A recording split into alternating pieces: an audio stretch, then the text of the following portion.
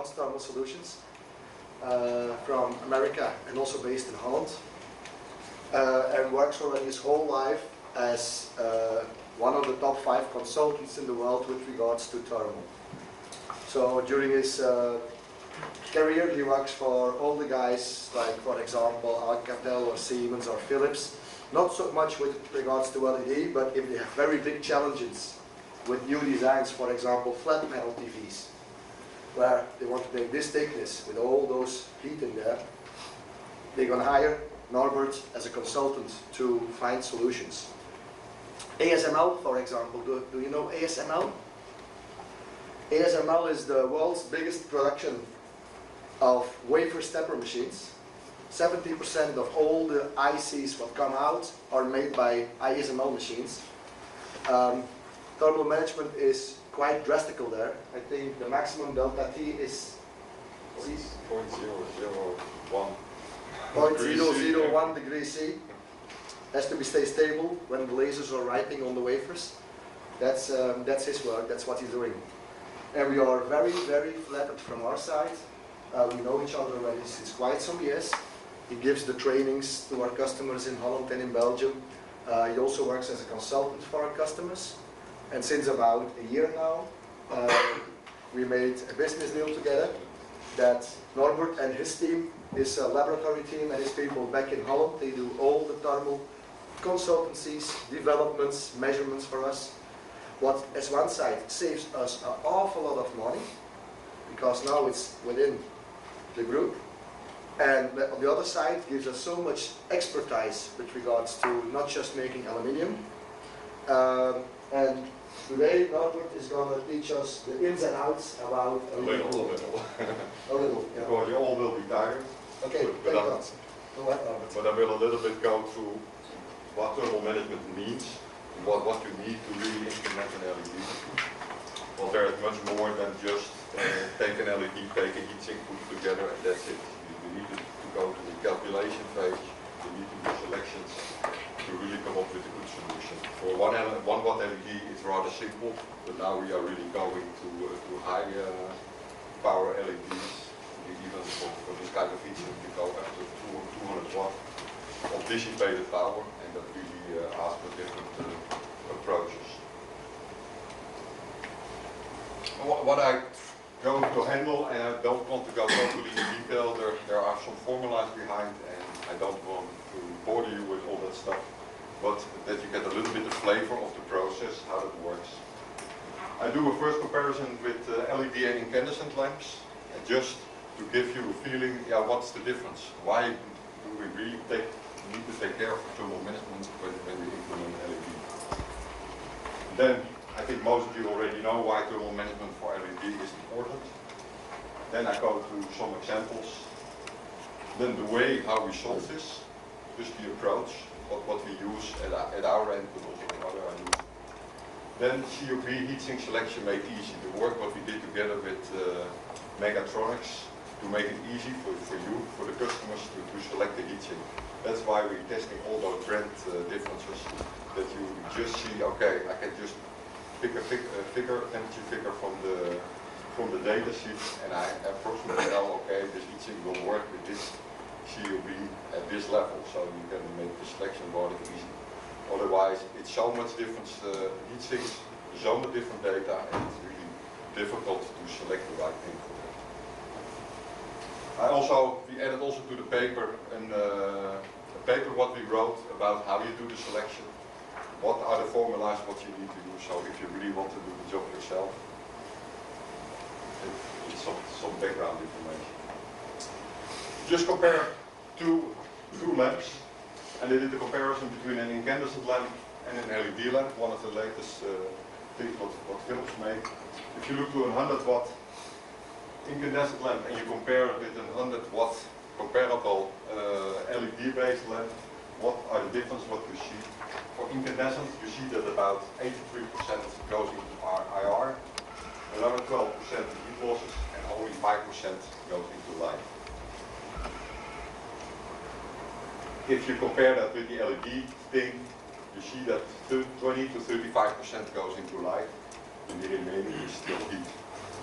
And that's where the problems are if you look here, the incandescent 95 is lost heat, but at the other hand, we like to have quite hot temperatures there because we want to see like really white bright light, and then we need temperatures like this.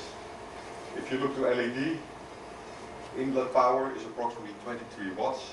If you take the assumption that you have a driver inside of 90%, I never did measure this one, but I expect it's somewhere like 90%.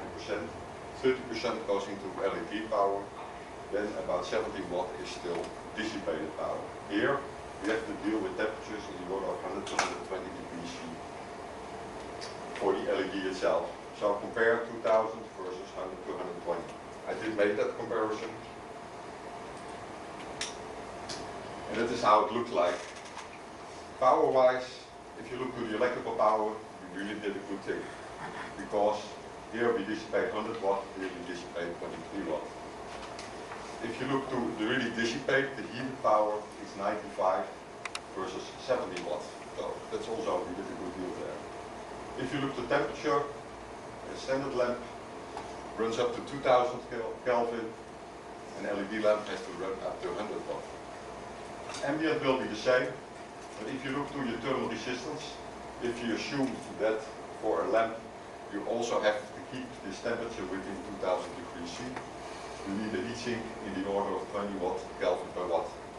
And how big does that look like? That black spot, that's a heatsink for 2000 degrees C, which has a thermal resistance of 21 Kelvin per watt. If you go to LED, we need a heatsink of about 3.5 Kelvin per watt. That's something like this. Excuse me. When you say Kelvin per watt, is the same number if it's degree C per watt also, right? That's the same, that's the same. But if you do it the right way, according to the standards, then you need to use Kelvin. Because we talk about temperature differences. Yeah, delta T. But degree C and Kelvin is the same. If you compare the deltas. Absolute is different.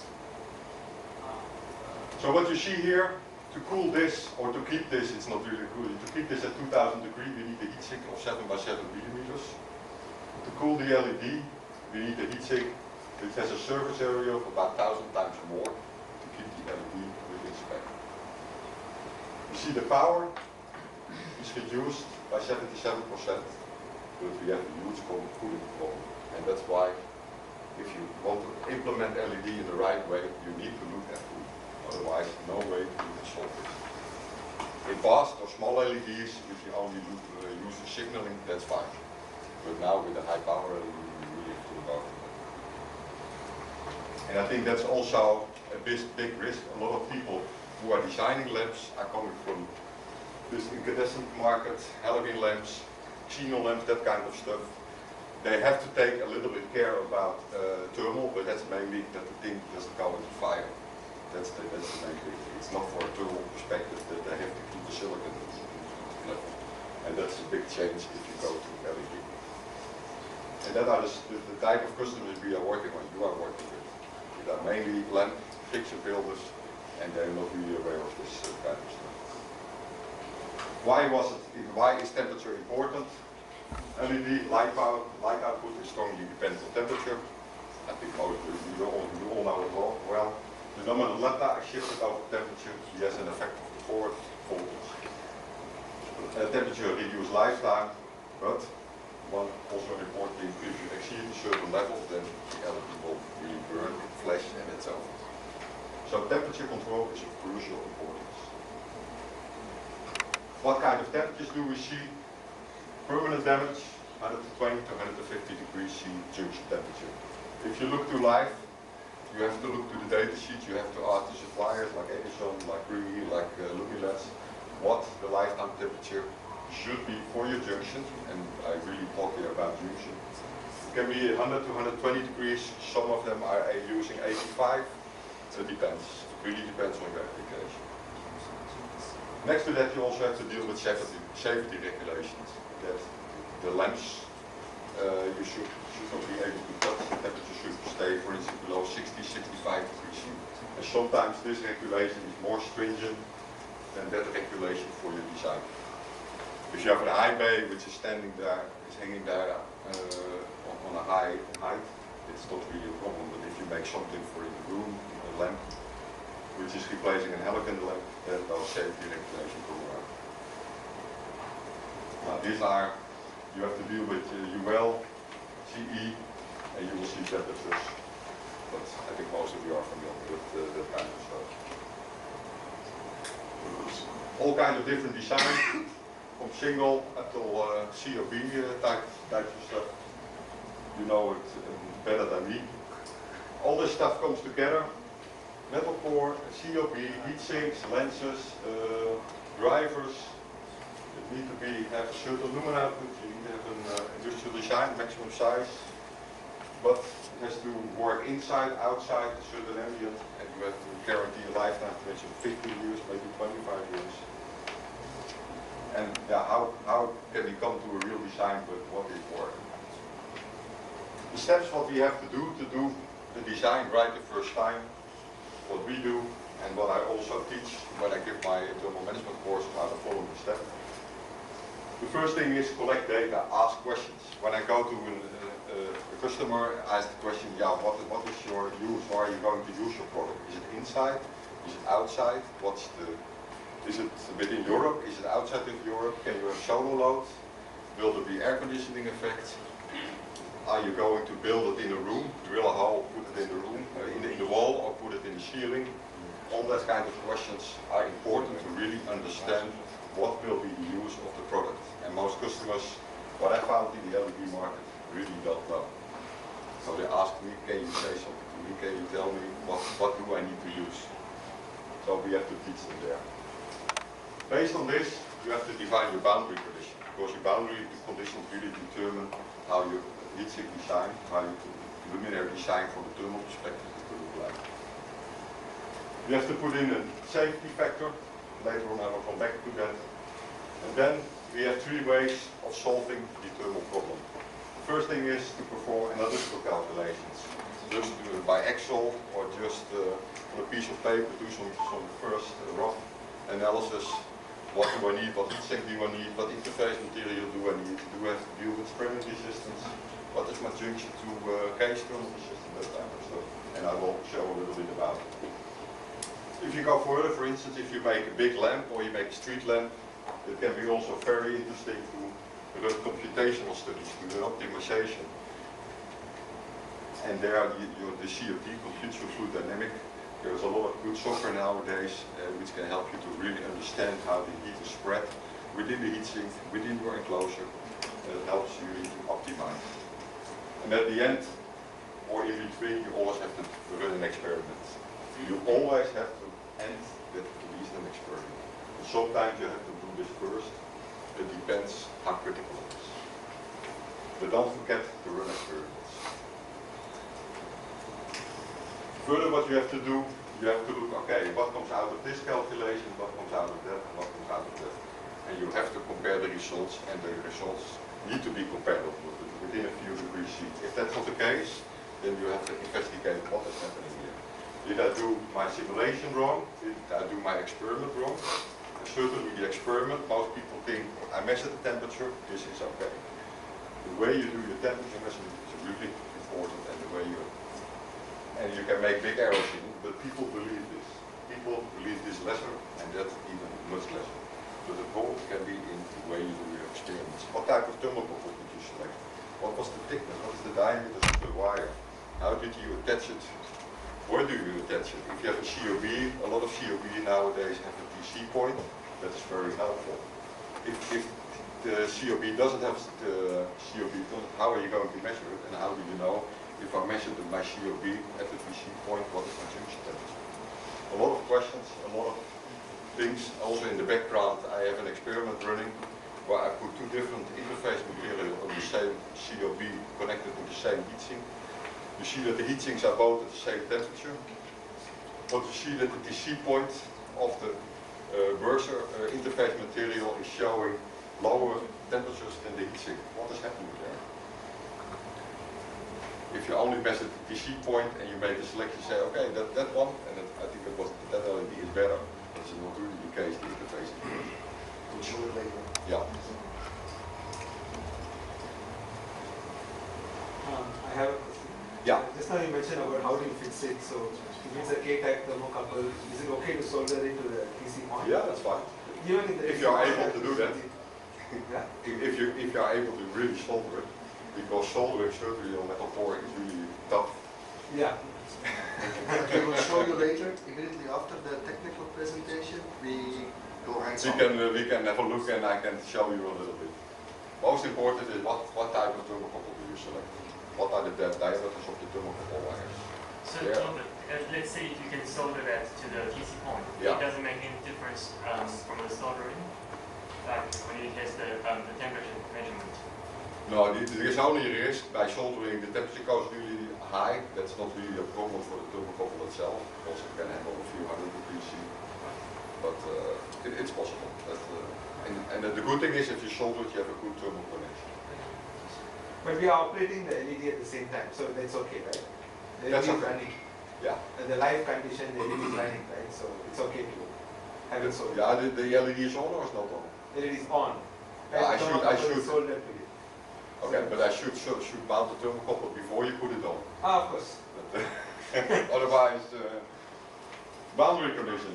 Yeah, what are boundary conditions? Boundary conditions is you make a product, you design a product, what are you going to use? In what kind of ambience? -30 to +45, for instance, if you want to use it. Yeah, I think other countries like here, you have to deal with temperatures in Europe of 35 to maybe 40 degrees C. You have to take care of wind. Wind can be very helpful. It gives additional cooling, but it's a question: is there sufficient wind? So maybe you need to investigate. For instance, if you look to the street lamp, solar load. Do we have to deal with solar load? But also think if you have an LED, a downlight, you mount it in the ceiling. In the ceiling is a lot of isolation. And I'll show on other slides how that looks like.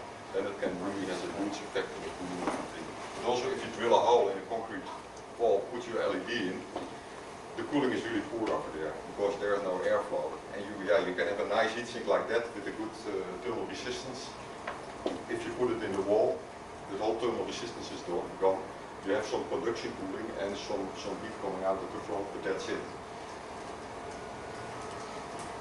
The IEC 721 2.1 gives you all the climates all over the world, and that can be helpful to understand what kind of temperatures do I have to deal with. And they give several ranges, and those ranges has to deal with the probability of occurrence. This range will happen in 1% of the time, and if you go, it is the maximum ever measured over a period of 10 years. You can use this to really come up with designs.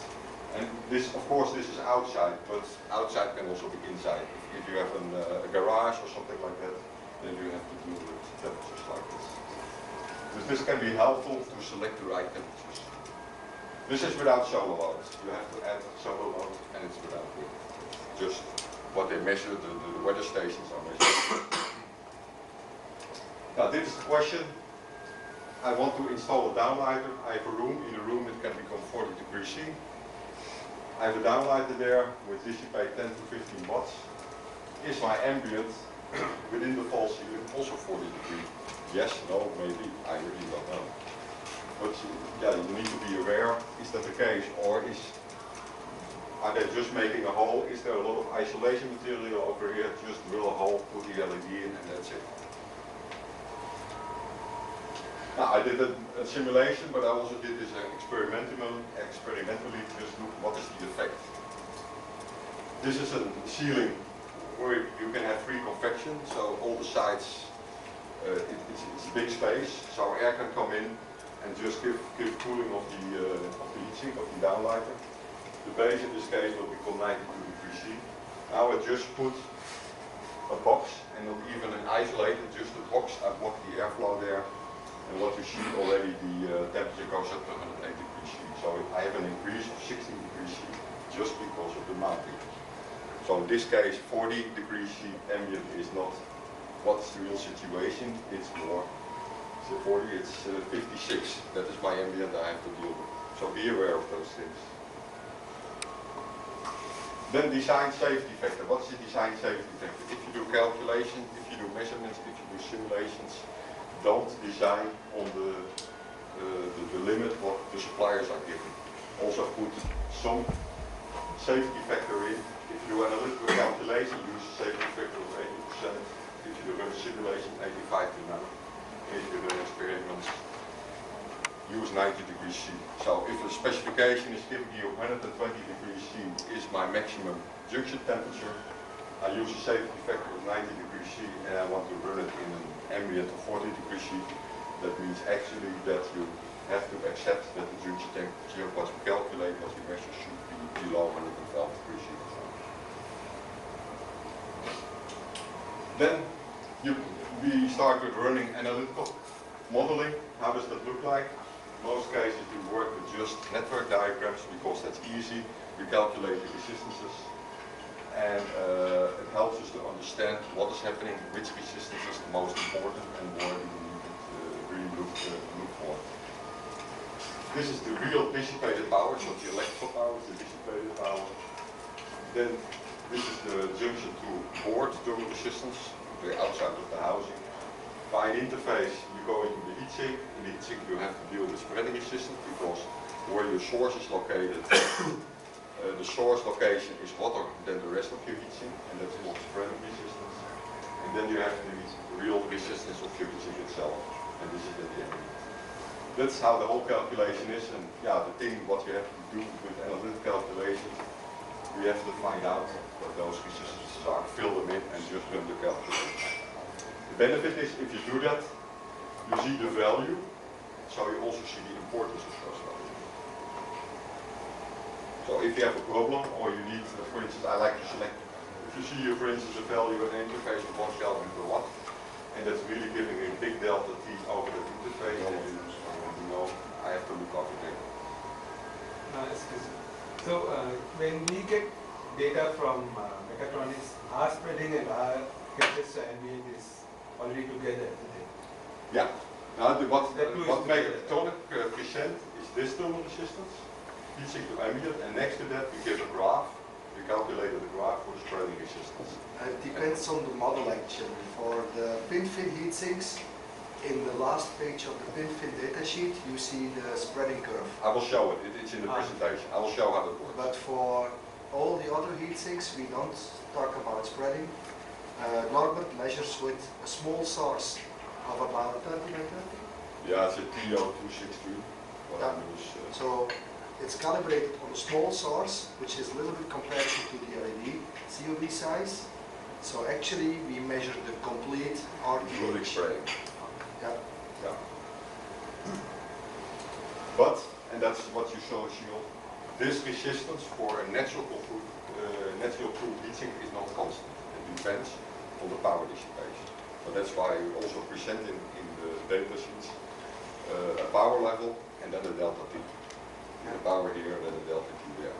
Because if the power goes up, the heatsink becomes hotter. If the heatsink becomes hotter, because it's black anodized, it starts to radiate more. It radiates more energy to the surrounding. And then the thermal resistance will drop. So if you are going to use a heatsink with lower power, be aware that the thermal resistance given will be higher. So look in the data sheet what it is. Our data is what we give, so our heatsink to ambient what we give is for a delta T of 50 degrees. Yeah. RTH nominal is delta T 50 degree, but also in every data sheet you will see at different power levels how much is the RTH. Yeah. But be aware, for forced convection, for a fan pool, it will be constant. For natural convection, it will be not constant. That's important to know. And it has mainly to do with the radiative heat transfer. So the anodization is also really crucial for natural convection heatsink. It needs to be painted or it needs to be anodized, at least clear anodized. And that's, if you don't do that, you miss a lot of your cooling efficiency. So the black is the best. Between clear and black, it's 10-15% difference. Between nothing and clear, it's about 75% difference. So that's really good for the radiation part. Not for total cooling. Not for total cooling, but For for the radiation part. effect. But the heatsink is a little bit less. But if you look to an enclosure, if you paint an enclosure and it's used in natural convection, it can be 50% can be removed by radiation. 50% per convection. So if you don't put the coating on, the temperature will really go up. So it's important. Simulations, yeah, what simulation give, you can totally put your whole structure in 3D within this kind of software. You have to put your interfaces in, you have to put your sources in. But the benefit and the strength of this kind of packages is that you really see what is happening. For instance, here you see the spreading system. You have here your hot source, but also in the heatsink you see the core of the heatsink is really hot. That's the base. And you see that the temperature up to the tip of the fins becomes lower. That kind of insight, and it's also when you analyze an enclosure, gives you a lot of data and a lot of insight how to solve the issues if you have a thermal problem. Also flow-wise, you see, now here you have a natural convection heatsink, so cold air comes in, goes over the heatsink, the hot surface is in contact with the cold air, and the heat goes into the air and the air goes out. There you have one of the islets, which is fan-cooled, air comes from the top, goes through, and blows out at the bottom. Also the whole flow, I think what we did, what we did discuss later, the design of the heatsink like this, if you put the fins very close, you can experimental test it. But you can also run a simulation like this, it saves you a lot of time. We already did quite some work. We tested the heatsink, we ran a simulation, and we just started to remove pins. And the heatsink with less of pins is more efficient than the heatsink with more pins. Simulation together with experiments gives you the data on how to solve in which direction. This is one of the latest presented white papers. What's the difference between using a pin fin versus the strafing or the star heatsink? If you put it under an angle, we first simulated that, and after that we also tested. You see how nice pictures you will get, but except of nice, it gives you also a lot of insight. What it is telling us, if you here see the pin fin and the modulet, here you see the angle, 0 degrees up to 90, and you see here the effect. This was what simulated, this was what experimentally obtained, so it also gives us an idea what, how good the simulations are. At 0 degrees C, or 0 degree, you see that they both, the LPF 1180 and the modulet 9980, approximately compare the same. Luckily it was 34 though. Normally there will be a larger difference. But what you also see, if you start to increase the angle, see what the pin fin is doing. The pin fin, the delta, this is delta T between ambient and the heatsink cell. You see the delta goes from 34 to about 36, so the temperature increased 2 degrees C. If you look to the same for the modulet, you go from 34 up to 46.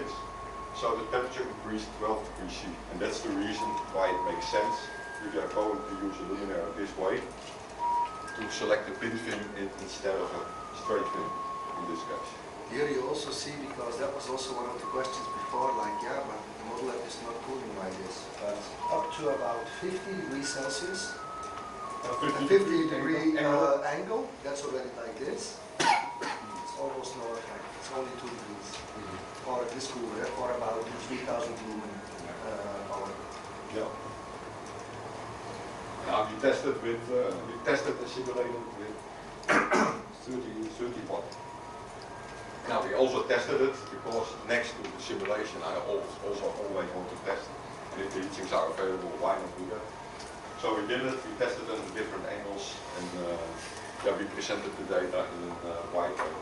And that's also something what we try to do, to put this kind of data on the website to give more insight in this kind of stuff.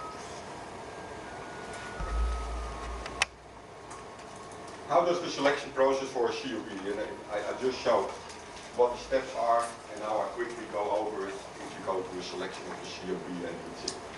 This one we didn't do, but I go through the other steps. For instance, we asked ourselves the question, can we use an LSB 7080 black anodized heatsink for the ProLite Opto COB BaDe 7 500 milliamps, 1750 lumen, neutral white. Answer, yes, no, maybe, how do we start? Electrical input power, 17.3 watt. Dissipated power, we assume that 25% of the electrical input power goes into light. I don't know, maybe it's a good thing if suppliers are really giving this value, and not only giving this value at the 25 degrees C junction temperature, but also at a higher junction temperature. Then we have the right figures, and then we can do the calculation right. Junction temperature max 120 at an ambient of 40, junction temperature live 100 degrees C at 25 degrees C ambient. This is different because for lifetime you don't have to do lifetime calculation for 40 degrees C. That might make no sense because your product is not continuously at 40 degrees C. Or yeah, maybe if you're going to put your LED within a sauna, yeah, then you have continuously ambient of 90 degrees C or so. Then it makes sense. But in most cases you can use a lower value. Define the boundary condition. Questions asked over built within a fixture. Is it used under an angle? All that kind of things has to be clear. Build it in a false ceiling, etc., etc.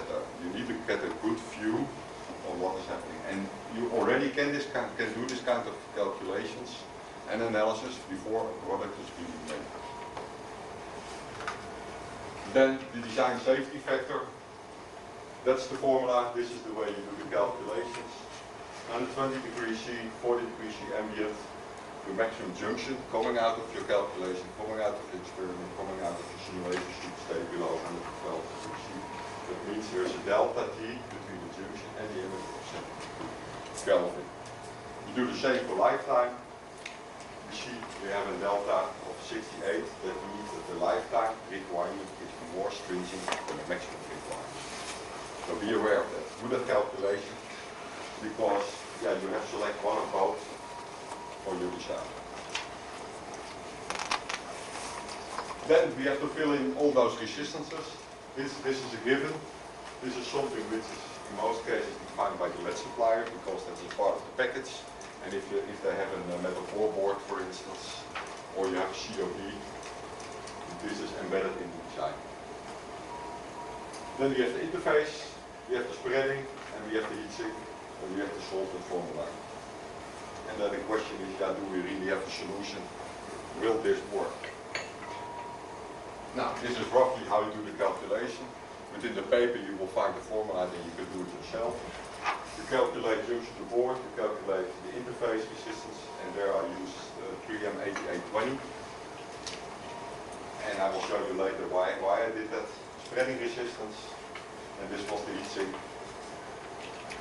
And for the heatsink we have to go to the data sheet and look what the performance is. Now this is data what is presented in the data sheet.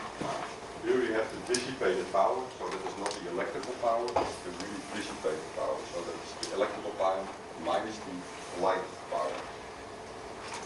We also put here some efficiency, and then you can see what that means electrically. So if you have a 30 watt dissipated power, that means that your electrical input power, if you have 25% light efficiency, is 14 watts. Based on that, now we did have a dissipated power of 13 watt. Going to the data sheet, so it will be somewhere here. So my thermal resistance will be somewhere between 2.9 and 2.7 for this heatsink. And you see, if the power goes up, my thermal resistance goes down. Then the spreading resistance. What's the spreading resistance? If you have a heat source which is smaller in size than the heatsink, for those COBs we have a rounding. But if your heat source is smaller than the base of the heatsink, then you have to deal with spreading resistance. For those modulates it's somewhat lesser because it's really a thick solid core. So the spreading resistance of that heatsink is rather good. But we also presented pictures for that, or graphs, and based on the graph you first do the calculation what's the difference between the surface area of my COB and the surface area of the base of my heatsink. Then you get a percentage, and based on that percentage you can go to the graphs, look to the thickness of the base, and then you can find out what the spreading resistance is. You can also calculate it, but it's rather a difficult formula to solve. Then we can fill in all the stuff. RGB is now, interface now, spreading is now, heatsink is now. If you fill it all in, then the junction max becomes 99 degrees C and my junction light becomes 84 degrees C. The first analysis what I did, is it within the design safety factor? Now that was 112, so this one is okay. And this one was 93, so that one is also okay. Why do we put this thing in? Things what will change when you really start to make, for instance, this. Is there sufficient thermal paste on? Is the flatness of my heatsink and my COB really what I expected? That will change during the production, so we need to be sure that this kind of things is not involving the final result, so that we get too high temperature that our LED will really burn. So that's why we put that safety factor. Then the last thing what you have to do is run a test. Now we made a test, put the COB on, put thermocouples on, put thermocouples there, put it on the base, put it here at the base, and put it somewhere on the heatsink, and just run a test at the room temperature. And be aware, if you run this kind of test, don't do it in a room where the air conditioning is on, because the air conditioning is really making a forced convection, so you have a fan-cooled heatsink. So as soon as the air goes off, or you open the door and there is an air movement, then your results will change. You directly see, if you run a test like this and you walk by, you directly see the drop in your temperature, because you have forced air. So your test environment is really important, and you need to control that. Okay, we run the test. This is what came out of the calculation, and I just normalized to 22 degrees C, because that was also my test. I see, this is my ambient, same. My base temperature, this is a small difference. Base locally is in the close to the LED, 4 degrees C difference. The metal core, I see it over there, and then here I see really a big step. This is what I calculated, this is what I measured. 94 degrees C instead of 69. And if you bring that up to level, to junction level, my calculated junction was 82, and my measured junction, not really measured, I calculated based on this temperature, is 106. So there's a huge difference. What is happening here? Did I do my calculation wrong? Did I do my experiment wrong? What's the root cause? That's why it's important to always run a test and just check. I started an analysis. This COB was just glued with 3M tape up to the base of the heatsink. Double-sided tape. Double-sided tape. I just plug it on, attached it, didn't put any screw in it, because double-sided thermally conductive tape, that's so it should work. And this was a situation where I used grease, but what do I see? My COB is really hot, also the metal core is really hot. And this is my heatsink below it. So there is a huge temperature difference between my base of my heatsink and my COB. And this has to do with the interface. After that, I removed the double-sided tape.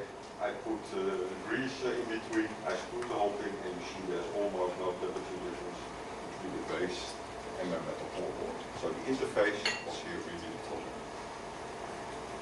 And you also see it. The power dissipation was compatible. And that's also why you see up till the base of the heatsink, the temperatures are almost compatible. But as soon as we go from the heatsink to the COB, we see the big steps. And that all has to do with the interface. So we solved this. I did rerun the calculation, but now the thermal paste. So I also had to rerun the analytical calculation, because my interface is different. And now you see what's the difference at junction level, 70 versus 72 degrees C, so it's almost close. But just putting the thing together only based on this and don't do an experiment, you have a failed product. One thing what happens quite a bit, if I come back,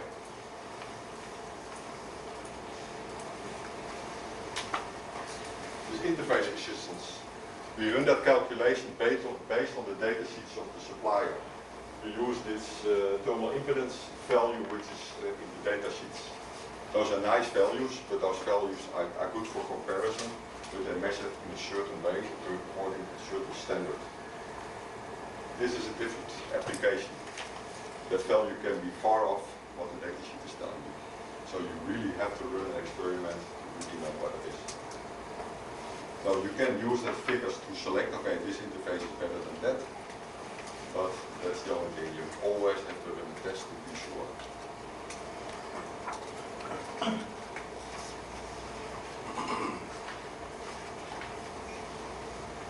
Now you see, it's quite some work to put this all together, to run it together, do the calculations, select the right heatsink combination. You have a mechanical issue that your COB should be attached to the heatsink. That's something what MechaTronix already solved by putting the right holes in. But next to it, you also have a combination. What heatsink do I select for what COB? So what we did that selection based on all the experimental data what we have. And we said, okay, for this type, for this Edison, or for this crew, or for this Luxon, we have to select this heatsink.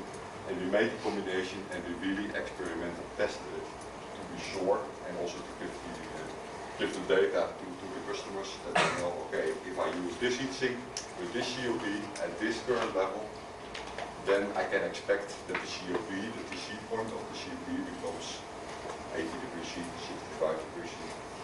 So it will help you to easily select and already know a little bit which direction the temperature is going, and if it is a solution, yes or no, before you mount it into your fixture. So all that work is done for you. We did run the test at our end.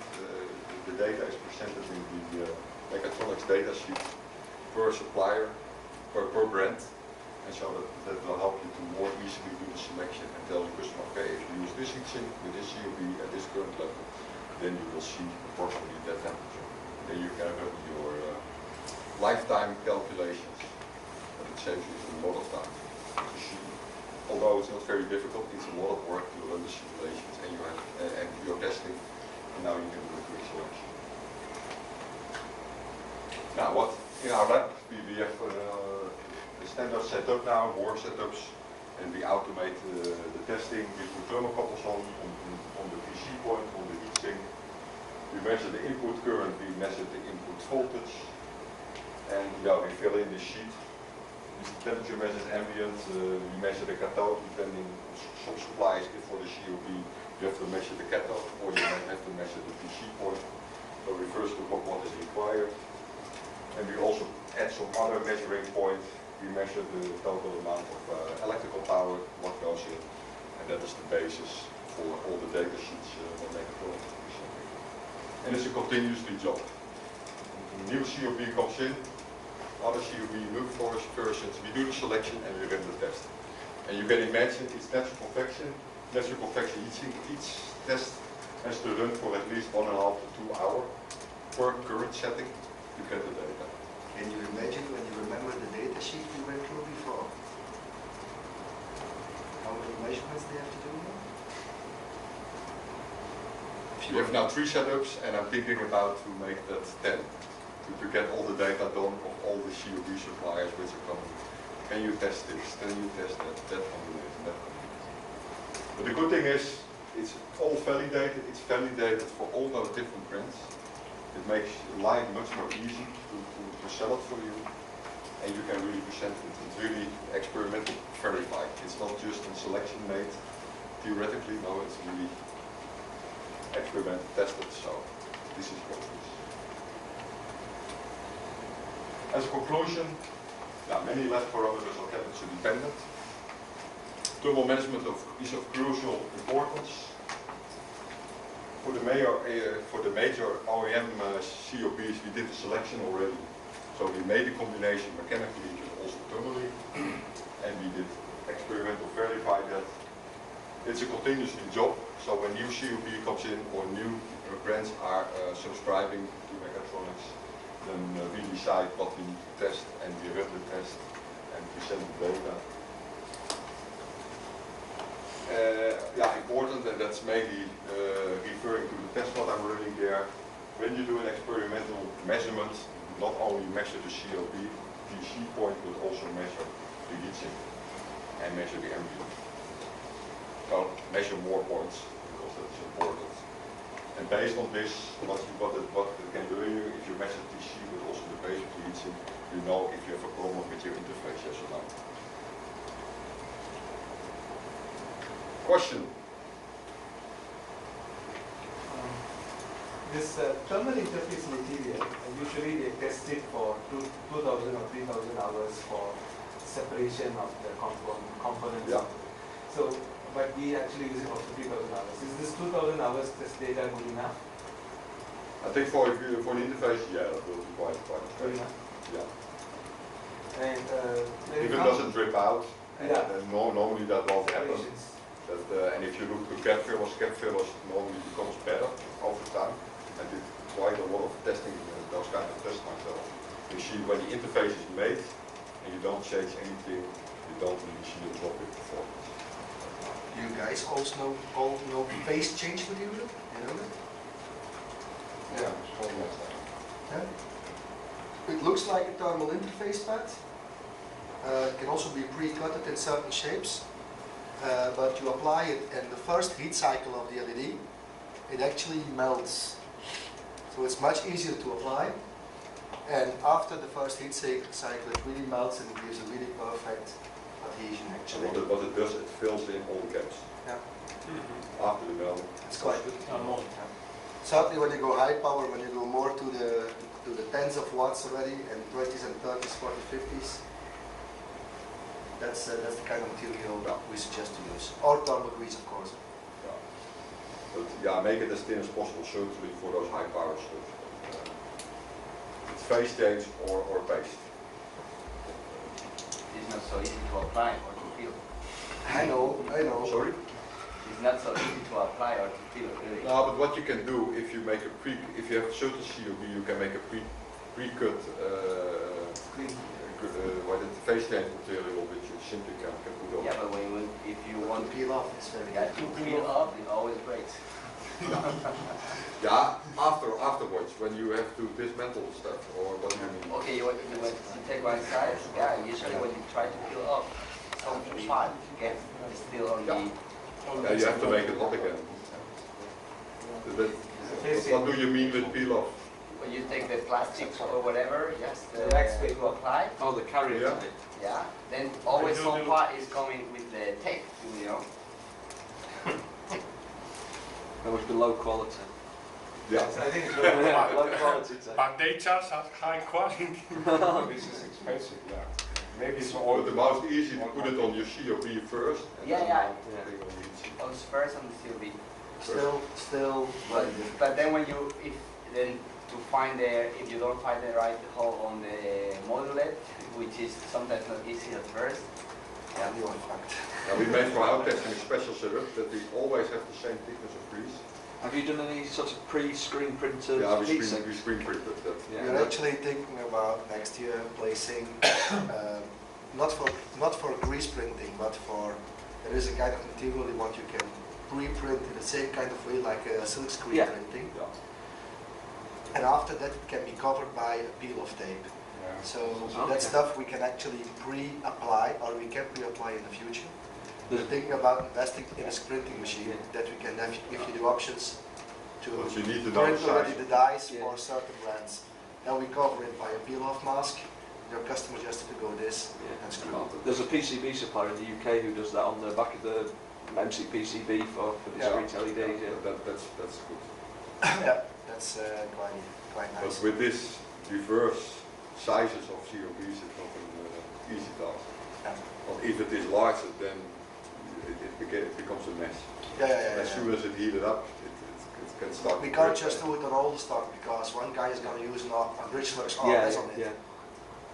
This big, and another one is going to use the new HM. The LED manufacturer should put it on the LED rather than. Or if we know it in advance, we can do a certain screening for Yeah. a certain brand. Yeah. Still good money. Yeah. But every Don't LED forget needs to the sell every it to LED the customer, needs even if space. you So sell one the raw LED. material, don't forget to sell it because Yeah. 1,000 heat sinks, Sell the interface material. sell the interface material. How much turnover do we do with interface material? A lot. Bloody And expensive. the customers like it because they don't have to do the pre-selections. They don't want to put it on themselves. If you can do it for them, that's... I mean, do you make the interface material yourself or just? Of course not.